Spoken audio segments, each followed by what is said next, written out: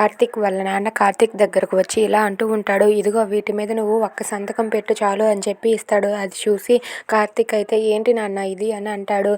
మరింకేంటి మీ తాతయ్య మీద కేసు పెడుతున్నాము. మీ తాతయ్య ఆ ఆస్తి మొత్తం దశరథ ఆ సుమతి పేరు మీదే రాశాడు.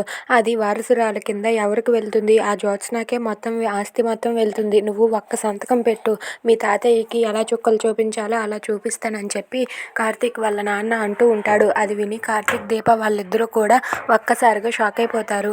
ఇక దీప అయితే అలా చూస్తూ ఉండిపోతుంది. ఇంటి దగ్గర శివన్నారాయణ ఇలా అంటూ ఉంటాడు.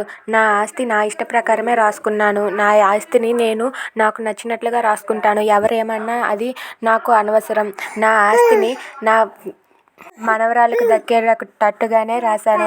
ఈ ఆస్తికి వారసురాలు నా మనవరాలు జ్యోత్స్నాయే అని చెప్పి శివన్నారాయణ అంటాడు. అది విని జ్యోత్స్న ఒక్కసారిగా షాక్ అయిపోతుంది.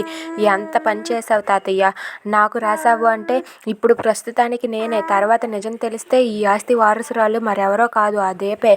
పొడవకుండానే నువ్వు దెబ్బ చూపిస్తున్నావు తాతయ్య అని చెప్పి జ్యోత్స్న అనుకుంటూ ఉంటుంది. ఇక జ్యోత్స్న చాలా కోపంగా వాళ్ళ తాతయ్య వైపు చూస్తూ ఉంటుంది. ఇక కార్తీక్ని వాళ్ళ నాన్న మాత్రం నువ్వు ఒక్క సంతకం చెయ్యి చాలు, నేను మీ తాతయ్యకి చుక్కలు చూపిస్తాను. ఆస్తిలో నీకు వాటా ఎందుకు రాదో నేను చూస్తాను. మీ అమ్మ కూడా తన కూతురే కదా, నువ్వు కూడా ఉన్నావు కదా ఒక వారసుడులా, అందుకే నువ్వు ఒక్క సంతకం పెట్టు చాలు అని చెప్పి కార్తీక్ని వాళ్ళ నాన్న అడుగుతూ ఉంటాడు. దానికి కార్తీక్ ఆలోచిస్తూ ఉంటాడు. If you like this video please subscribe our channel.